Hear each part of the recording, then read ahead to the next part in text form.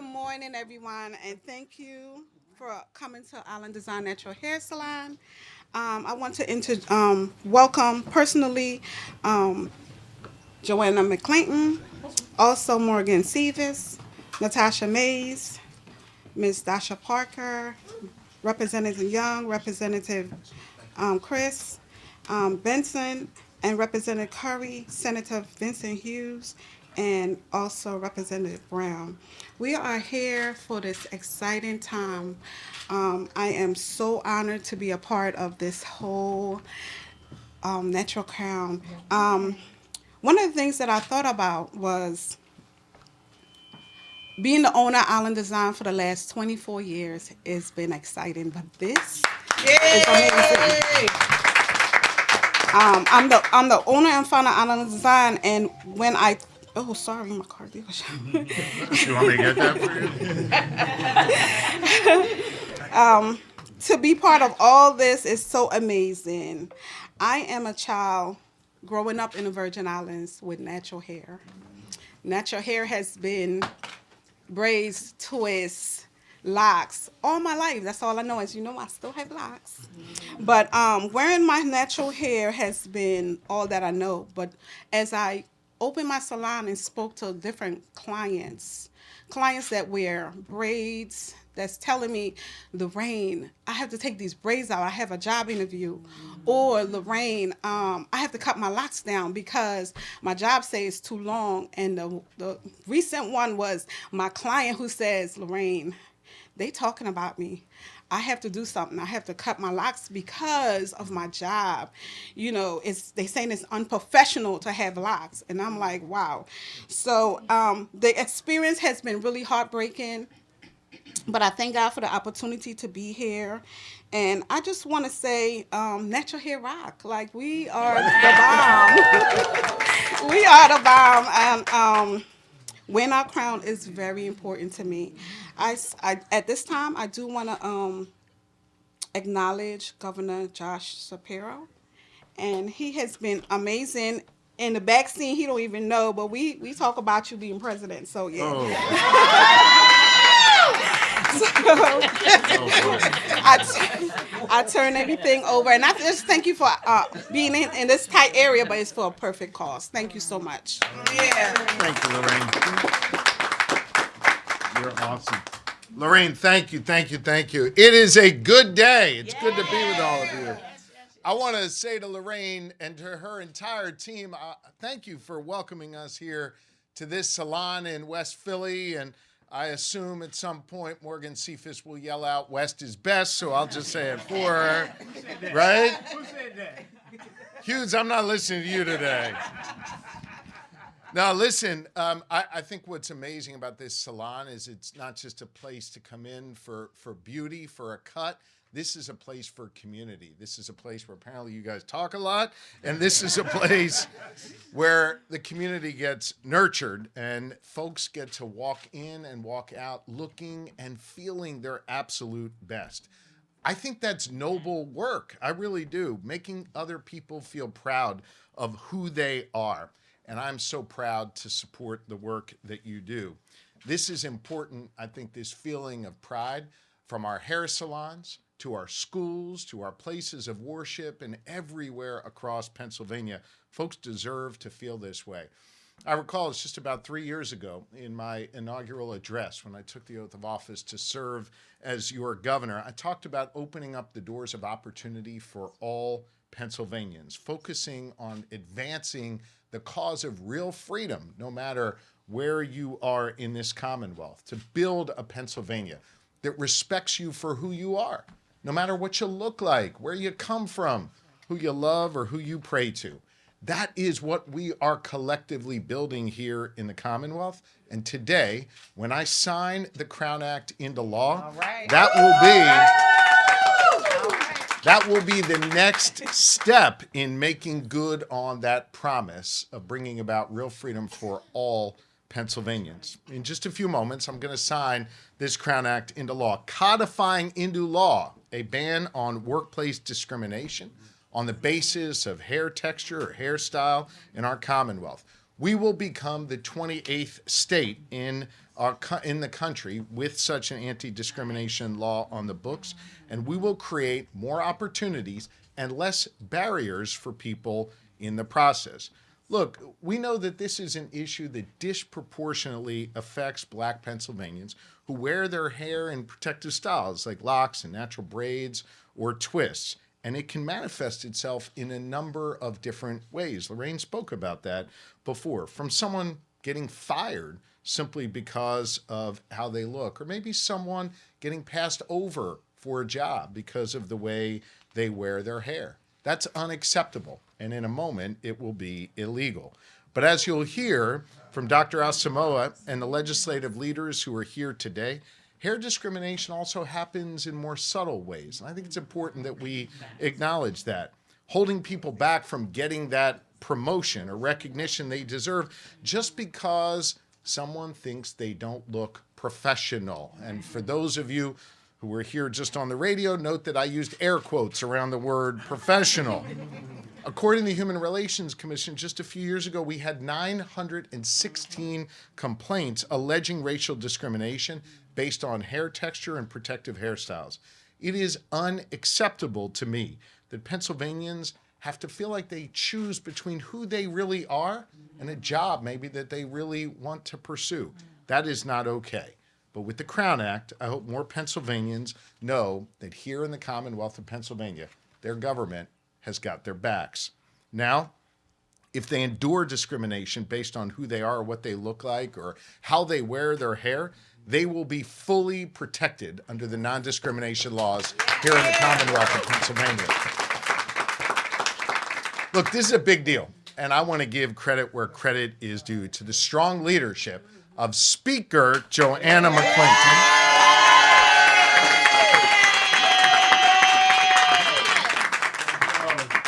And of course, Representative Latasha Mays.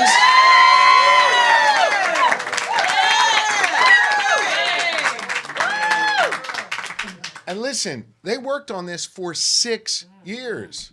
There's a lesson in that. You got to work hard in life to get things done that you care deeply about. And I want to be clear, without them pushing this, we would not be here today. I want you to consider the broader point here. These are two powerful women from opposite sides of the state, different walks of life, different upbringings. But here we have two women joined together in this cause in getting stuff done. One of them is our history-making Speaker of the House of Representatives, Joanna McClinton. The other, a powerful voice in the House Democratic Caucus and a trailblazer in her own right. And I think it's important to note that in some people's minds, they might not fit that definition of what professional is like. But listen, they are not only professional, they are powerful. And they are looking out not just for themselves, but little girls and others all across Pennsylvania who just want a fair shot, who don't want to face discrimination, and who want real freedom and real opportunity. And thanks to these two leaders, that is exactly what they are getting. And we are grateful to both of you. More Pennsylvanians will have more freedom because of Representative Mays and Speaker McClinton. Look, we know that there is a lot more work to do to build a more inclusive society here in the Commonwealth of Pennsylvania. You know, for my entire career in public service, I've been focusing on non-discrimination protection at our state level, and we have more work to do in that realm. And I'm going to continue to do that work, as I know every single member who's standing with me here will do, bringing together lawmakers from both parties to ensure Pennsylvania remains a place where everyone is welcome and everyone is respected and everyone feels as though they belong, no matter what you look like, where you come from, who you love, who you pray to, or how you wear your hair. You belong here in the Commonwealth of Pennsylvania. As I prepare to yield the microphone, I do just want to say a word to all of you, and especially to Minister McClinton. You know, she moonlights from the church pulpit, and so it's a little hard for me to, quote scripture near the minister, but I know a little something about that. I think that Minister McClinton's work really embodies our shared faith. I was thinking about the book of Samuel on the way over here. Do not look at one's outward appearance, God commands us. Instead, God teaches us to look at the heart. That's right. And I think it is important that we have more laws on the books that force people not to slice and dice our community into different segments or sections, not to dismiss people because of how they might look and how someone might perceive that, but instead give us an opportunity to look at people's hearts, give us an opportunity to look at their spirits, give us an opportunity to see people for who they really are. That is what Representative Mays and Speaker McClinton and all of these representatives up here accomplished today. Not just greater protections for all Pennsylvanians, but more of an opportunity to look in people's hearts. And that, to me, is a real blessing. And so I am privileged and pleased to be here today. In a moment, you're going to help me put my name on that, which turns it into law in Pennsylvania, which is pretty cool. But before that, I want to introduce Dr. Ajoa Asamoah, who's going to share a few words, followed by the two great leaders who we have here today who made this possible. Then I'll sign this into law and come up and take a few questions. Thank you all very much. This is a great day here in Pennsylvania. Doctor? Well, first, let me say thank you, Governor, for recognizing that this is not just about hairstyles versus extending statutory protection to hair, in addition to full inclusion in the Commonwealth. Good morning. I am Dr. Ajoa B. Asamoah, and I am known as the Crown Act champion and scholar. All right. If the smile does not give it away, I am overjoyed to be here today, especially to enact something that is so near and dear to my heart. In the city where I have lived and grown, and not too far away from my alma mater, Temple University, that helped prepare me to do the work I have done since I left the nest. This public policy campaign is my brainchild, in a nationwide effort I have led since 2018. Determining it was necessary to change the law to help redress the long-standing and problematic practice of racial discrimination in the form of hair discrimination, I subsequently developed the national legislative, social impact, and coalition building strategies for this movement, because for too long, a myopic notion of professionalism and Eurocentric standards of beauty have perpetuated racial inequity and exclusion. Too many Black children have been suspended and missed what should be valuable instruction time because their hair, worn in ways that are aligned with their racial identity, have been deemed a violation of school rules. Too many Black adults, as the governor shared, have been passed over for promotions, had offers of employment rescinded, and even been fired for showing up authentically. And with an undeniable correlation between the use of chemical relaxers and the increased likelihood of developing uterine fibroids and cancer, the cost of conformity is simply too expensive. This is my baby. But even as a policymaker and architect, it's something I am very clear I could not deliver on my own. And I genuinely could not dream of a better team than my brother, my forever senator, who I've been working with for decades, Senator Vincent Hughes, because Black men in politics matter. To my dear sister in service, who I am thrilled to call Madam Speaker. And to my sister in social action, better known as my soror, Representative Latasha D. Mays. Sounds like a meeting coming up. There is a chapter meeting coming up. Collectively, we have taken a bold and critically important step to help mitigate the psychological, physical, and economic harm of race-based hair discrimination. And I thank you all Again, Governor Shapiro, thank you for your support and enacting this in short order. Thank you all for being here. I am happy to answer any questions you may have at the end.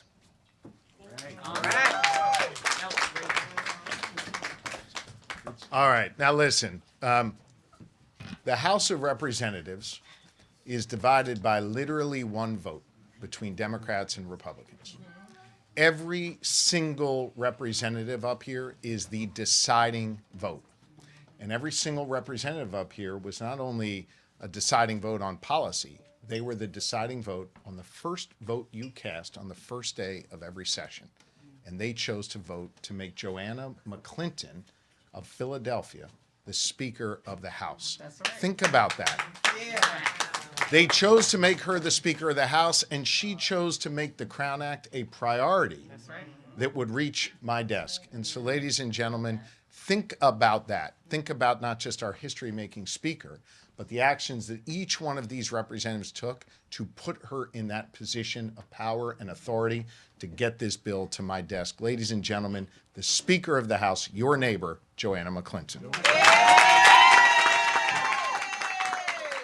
Thank you, Governor Shapiro, for that warm welcome. Thank you to my neighbor, Miss Lorraine, who 9 years ago, when on a real whim, honestly, I was giving myself a heat-free October. That's all it was. You know, anybody who's always known me before this job especially, every 6 weeks on 60th Street, I had a fresh perm. I saw Miss Marquita routinely because it was no other way to go into court, Senator Hughes. That's right. That's right. I mean, I was already fighting for people's lives, literally. Mm-hmm. So I thought, and it was my understanding, for me to have the respect of the judge and of the jury, that I needed to look a certain way every single day. My clients, my colleagues at the Defender, they never saw anything that you all see now. They probably shocked, like, what happened to her? She lost her flat irons? Is her power's on in the house? What's going on? But I'll tell you, 9 years ago, it was on a whim that I said, I'm just going to have a heat-free month, and I'll see where it takes me. And it wasn't supposed to take me anywhere except back to my stylist at the time the next month. But somehow a neighbor of mine, and I tell him this when I see him, he says, you know, your hair looks really nice like that. You don't have to wear it straight. And it was that conversation at 61st in Baltimore that gave me the confidence to try something new for myself. And I had no idea at the time that there would ever be an opportunity to change the law in the Commonwealth of Pennsylvania. I'll tell you, and may she continue to rest in power. The biggest critic, Governor, was my granny. My granny said, now, what's your constituents say about all of this? That's right. And I'll tell you, my mother, when I left the house, said, now, what's this law really going to do? How is it going to really help people, and how is it going to change things in Pennsylvania? And I had to run because I was a little late. But, Mom, if you're watching, this is going to help people by making sure that wherever you work or wherever you're applying for a job, they can't look at your hair and size you up, not based on your qualifications and all of the professional development you have and all of your education. They will not look at your hair and decide you can't work here. That's right. They will not look at your hair and decide you don't belong in this C-suite. Right. They will not look at your hair and say you can't be in the boardroom. Right. So I don't know if the headlines get to heaven, but if they do, I hope my grandmother gets to see this moment. Because this is an exciting time. And I'll tell you, when my colleagues made that vote, I didn't do like all the men speakers ahead of me and hold on to my bills. I say that in the mic. Because that's what they did. Right. Many times we voted on prior speakers' legislation. Right. I understood that I had been working with Representative at the time, State Rep Summer Lee. She's now in Congress. I tell you, I've been working with her for a while, but when we had a trailblazer elected from West Philly, but in Pittsburgh, Representative Latasha D. Mays, a woman that I had worked with for so long, on important issues like dignity for incarcerated women, Representative Cephas, on important issues like reproductive justice, on important issues like the Pennsylvania Black Maternal Health Caucus. I said, I'm not going to be greedy. You all already gave me a big job with a lot of work. I want to make sure I pass the baton to someone who is going to do the work. And I'll tell you, Tiffany, I thought we had done something with our presser in 2022. You know, it was all cool. We had the signs. But ma'am, Representative Mays stepped it up a notch all the way. She hit the gas. She developed the Crown Act Coalition. Every time I saw her, she said, when are you coming back to Pittsburgh? Because we're going to have another event. I said, another one, Rep Mays? I mean, my schedule a little tight. You know, I got things to do when I go all the way out. She's like, no, we're going to organize this and we're going to do it. And I am so very proud of the coalition she built. And they could not all fit here, so we will be back for another celebration. Don't be slighted if you came up in March with us and held a sign. We're coming back for you with a bigger location in Harrisburg, Governor. And in Pittsburgh. You're going to stay on the road with this one. Just put it out there. But we are excited. So I just wanted to bring my goddaughter here, Laurel Sarai, because for a long time, she's been on my screensaver, and the governor's my witness. We were having a discussion where there were no cameras and no press and no people. And I said, this is Laurel. She wears beautiful locks, and before she's old enough to apply for a job, I hope we can change the law in Pennsylvania. That was just 3 weeks ago. You know, people ask what changed, what happened. I'm not going to say what happened, but Laurel, you had to be here because you were a part of my advocacy and reaching across the aisle, across the building. And with that, I am proud to turn the baton over to my sister rep, Representative Latasha D. Mays, the prime sponsor for the Crown Act.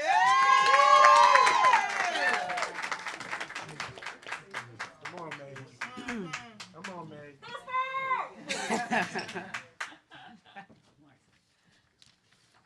Good morning, Pennsylvania. Now, you all know that I normally am rocking a fly hat on any given day, especially on session day, thanks to our speaker. But today, I want you to see me and know me and value me for my hair exactly as it is. So I'm gonna give y'all a little bit of this action today. I'm gonna give you a little bit of this.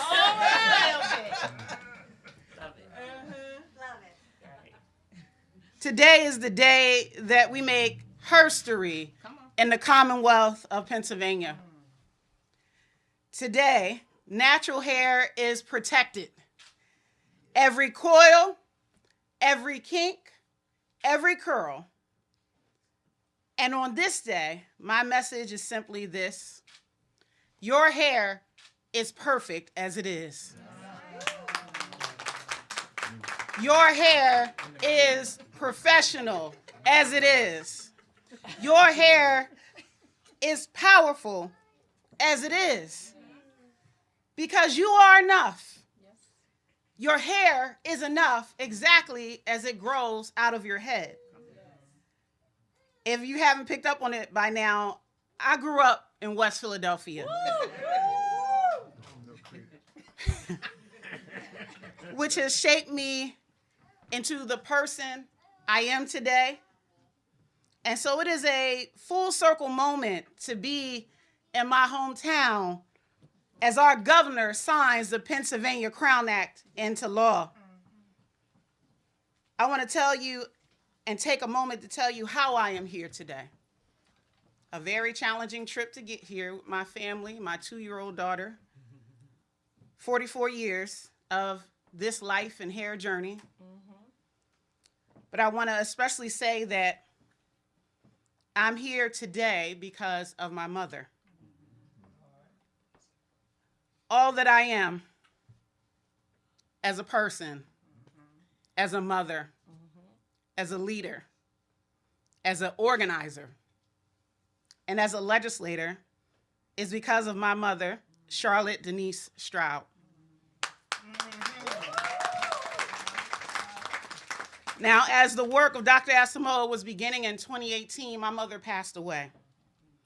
But her entire life was dedicated to service, to family. And I want to take a moment to acknowledge my family members that are here today. My aunts and my uncles and my cousins are here. Of course, I need to acknowledge and share my unending and unabounding love for Dr. Heather Lauren Real, my wife, my mother-in-law, Cynthia Real, and the queen herself, Charlotte Real Mays, who is named after my mother. My mother gave me my fight. She always told me I could do anything, and I believed her. And that's how I move in this world. I wish with all my heart that she could be present with us today, but I know that she would be proud that we are about to sign into law the Pennsylvania Crown Act. As mother and daughter, we struggled with our hair. It is as complex as the story of Black people and our story in this nation, especially for Black women and girls in America. As a single mother, it made sense that she would relax my hair with the Just For Me Kitty Perm Kit. Y'all know what I'm talking about? Or as we practice our faith, to hot comb my hair on high holy days like Easter. Speaker. And if you have the cultural and collective shared experience, you not only hear what I'm talking about, you know it, and you can hear the sound of the sizzle from the hot comb. Or to get me and my brother out the house to play, 2 cornrows or 2 braids down the side with the part in the middle and the barrettes on the end, so we could play outside until the street lights came on. For her, my mother had a perfect mushroom in the 1980s. Then she turned to the curls held up by a stretchy bandana, West Philly style. And then she turned to the one braid with the weave ponytail and the curls at the end. And later in life, a full array of wigs that all had different names. So I went natural in 2002, much to my mother's dismay, because she was like, now how are you going to get a job now? How are you going to take over corporate America now with your hair like that? She was there not to make choices about braids or wear my natural twists when I was applying for my internship at Pico. And until her last day, she still called my locks braids. I was like, Mother, this isn't going to change, and I need you to know these are locks. But I struggled and she struggled. But that struggle begins to end today when the Pennsylvania Crown Act becomes law. When I first introduced the Pennsylvania Crown Act in 2023, which was the 3rd time, I did it with a deep understanding by so many Black people across this state, all of us. And I know we talk about the experience of Black women specifically, but this has impacted all of Black Pennsylvania, all of us. And so we have been told or shown directly or indirectly that we're not enough, that we have to be something of a problem to fix, that we're unprofessional, that it's not respectable to show up with our hair exactly as it is. And for generations, Black Pennsylvanians have been vilified, judged, ostracized, punished, mistreated, disciplined, or denied opportunity in this Commonwealth, whether it's at work, at schools, in sports, in the military, in court, because of braids and locks and twists and bantu knots and afros and other protective styles. Hair discrimination has taken confidence from our children, but that ends today. Hair discrimination has taken dignity from workers, but that ends today. It has taken access to economic opportunities, hopes, and dreams, but that begins to end today. Pennsylvania joins a growing movement across this nation to say that who you are, your most and highest authentic self, is enough. And the movement that started it all was the National Crown Act movement. So I have to acknowledge and honor Dr. Adjoa B. Asamoah and the tireless work It is not, it's no small thing to come up with an idea and make it a reality. I've done it before. I understand what it takes. But she created a force for good in Pennsylvania and all across this nation. And I want to thank Dr. Asamoah for this movement that allows us to be ourselves. I want to thank our Congressmember Summer Lee, and I want to thank our good Senator Vincent Hughes. They picked up this fight in the House and the Senate. And our Congressmember from Allegheny County, where I represent, she's gone on to Congress, but we want to acknowledge the work that she did and that she laid the foundation. And I want to acknowledge Senator Hughes because he was the clear voice in the Senate about this needing to happen and was at the beginning of this journey in our Commonwealth. And so I want to thank Congressmember Summer Lee and Senator Vince Hughes. Can we please give them a round of applause? We need the Ball brothers. We definitely need the Ball brothers in the Crown Act movement.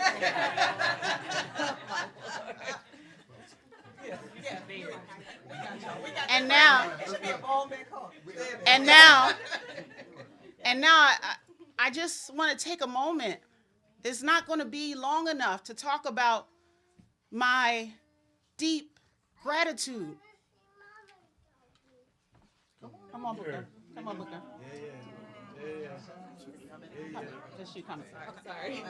Come on. I want to thank the speaker, the great Joanna McClinton. When she asked me to be prime sponsor of this bill, I was like, you sure you want me? Because I just got here. Because this is my first 6 months in office. I said, are you sure I can do it? Why me? And it's because of her faith, her confidence, and her trust in my ability to do the work needed to get this bill to this day. And I am forever grateful for the Crown Act journey with you, Speaker McClinton. Thank you. Long before I became a legislator, the speaker was leading this battle. But together, 2 black girls from West Philadelphia. 2 black girls. Southwest. From West and Southwest Philadelphia. We have been able to do something great and something that many thought were frivolous. That's what they told me. My colleagues told me this bill was frivolous and not needed. That's not a problem. There was opposition to this bill. There was opposition to human rights and civil rights and dignity. But that wasn't going to stop us, right, Speaker? That's right. Nope. So we changed hearts and minds. Yes. We organized the Pennsylvania Crown Act Coalition. Over 100 unions, businesses, entities. We had actual cities endorse the Crown Act. And that we have been able to build statewide support for the Crown Act. But that's all because of the history-making leadership of our speaker, Joanna McClinton, and this is not possible for me or for us without our speaker. Thank you so much. And with the signing of the Crown Act, we expand our civil rights protections and affirm a simple truth. We all deserve to show up as our full, free, and authentic selves. This law is a reflection of the power of our community. Again, I want to thank the Crown Act Coalition. I want to thank the PA Legislative Black Caucus in the building. Absolutely. I want to thank every member of the General Assembly who voted yes, because if you don't remember, the vote was 44-3. We only need 26, so that means this was a bipartisan effort. Every legislator who did any piece of this to help me and the speaker get this across the finish line, I love you and I thank you for everything that you have done. Governor Shapiro. Now we need to work on your natural hairstyle for 2026. I'm heading toward Hughes, unfortunately. Miss Lorraine. We're going. You got nothing for We're me? going. We're going to help our dear governor with his natural hairstyle, but he has elevated the Pennsylvania Crown Act. That's why we're here today. And that's why we're prepared to continue to spread the good news of the Pennsylvania Crown Act, because it takes a House, a Senate, and a governor's signature to end race-based hair discrimination. Governor, I thank you. Thank you for all the ways you show up. Thank you for supporting laws that help us to be our greatest and best and the most authentic selves. We are changing Pennsylvania today. Yes. We are changing it for my daughter, she's 2, but she would have faced some form of race-based discrimination by that time she was 5 years old. We are changing the trajectory of the future of our children. That's why this bill is necessary. That's why this bill is not frivolous. That's why this bill is needed today. As we stand here with pen in hand, let us remember our work is not done. Our goal as legislators and policymakers and elected officials is to make this Commonwealth more fair, more just, and more free. That is our charge today. So for every child, every worker, every person who faced an indignity because of race-based hair discrimination, that ends today. For every opportunity and dream deferred, we reverse the course of history and herstory. We create the future that we want for Pennsylvania, that we need for Pennsylvania. Every curl, every kink, every coil, every strand of natural hair is now protected. That's right. I want to thank my staff in Harrisburg and in Pittsburgh, all the staff of all of our colleagues, and every person who told their story, every person who shared their experience, everyone who had the courage to call in and make the complaint about hair discrimination. This moment is for you. This moment is for my 2-year-old daughter. This moment is for my mother. This moment is for all of us. Right. It is time to sign the Pennsylvania Crown Act. All right. Sign that bill, Governor. Come on. I'm going to sign it. I want to say something. I'm not going to respond to the shot about my hair. I'll leave that to Hughes to back me up. No, listen, I thought there was a beautiful moment as you were speaking about your mother, who I really felt like I got to know through your words there. And your daughter cried out a little bit, and I saw her come and play with the back of your hair.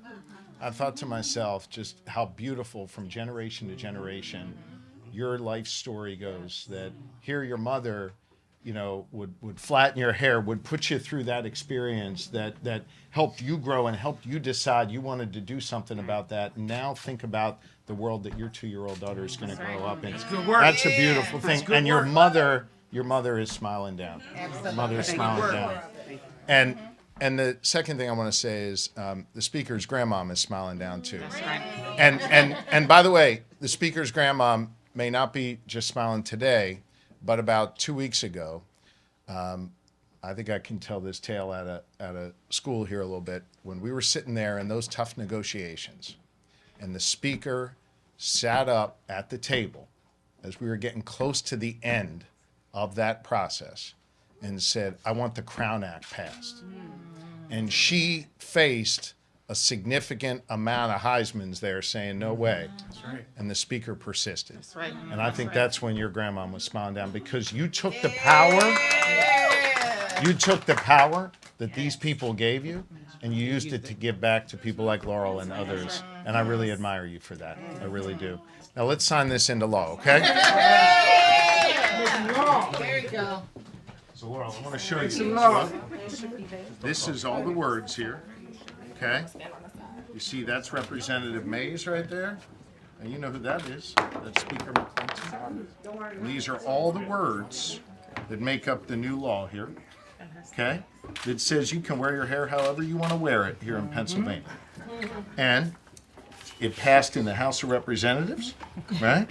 Passed in the Senate, and now the law says if I sign my name to this, it becomes law in Pennsylvania. So should we do that? Yeah. Here we go. I always got their back. Good law. Good law. Good trouble to get good law. Hey, there it is. Thank you, Governor.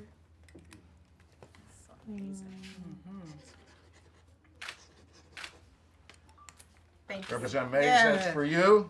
Madam Speaker, that is for you. And this is the Crown Law.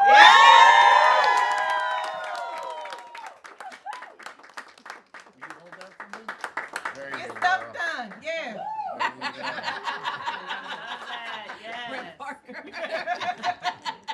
I said I would get better with my profanity. Yeah, you're doing great. All right. So, Madam Speaker, Representative Mays, why don't we go back to the microphone and take a few questions here, okay? We're going to put this right down here. Okay?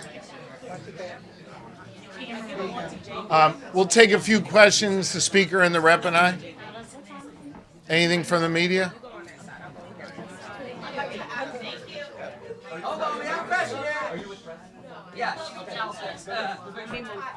It's good to see you. Yep. I'd like to ask Dr. Asamoah, as well as you, the Speaker, Senator Hughes, where efforts stand in terms of passing this for a federal law, and then if there's any concern whether that federal attempt could be challenged even further, given the current presidential administration, and even challenges to state law given that administration. Well, here's what I'll tell you about this here in the state. This is law. I don't care what Donald Trump says. We make the laws here in the Commonwealth of Pennsylvania, and we will protect the Crown Act. As for federal law, Dr. Asamoah, anyone else want to jump in on that? We took great care in developing the bill text, and the language can withstand any judicial scrutiny.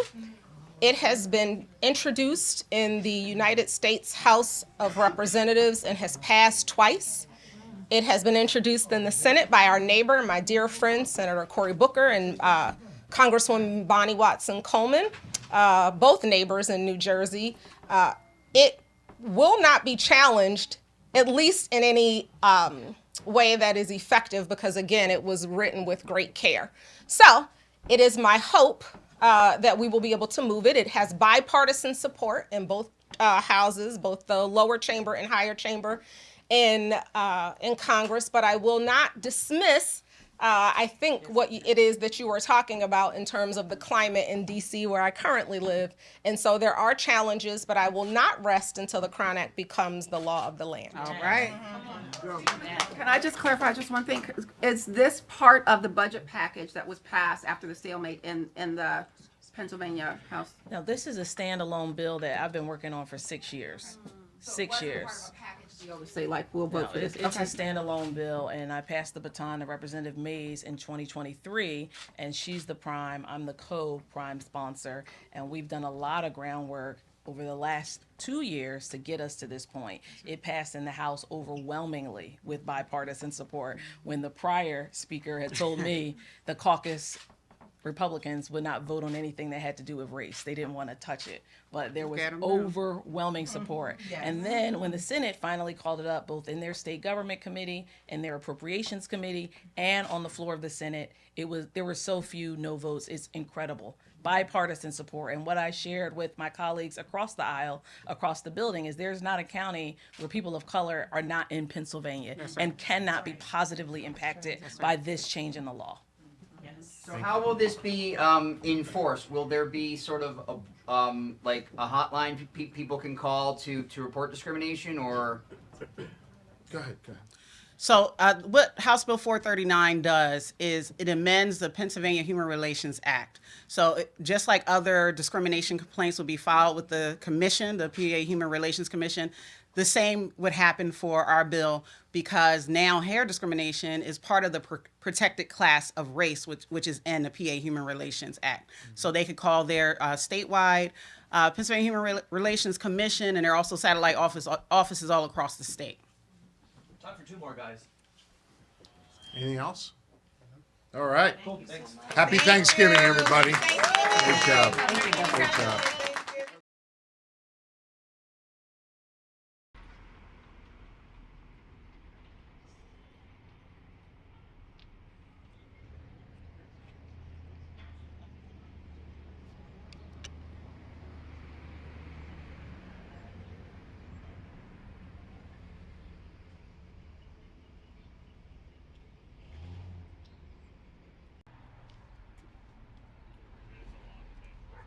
Yeah, that's the worst part.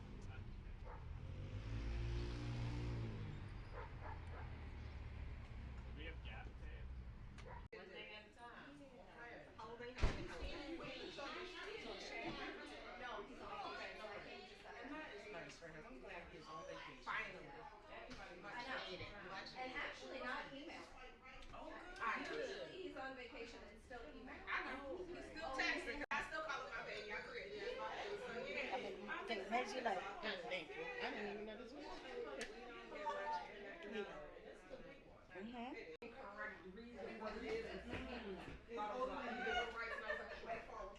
That's not what this is. The fish you think it is.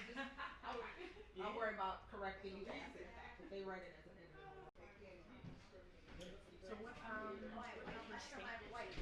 So people always ask that. I'm like, after the first three, they'll need to worry about the number because. Thank you.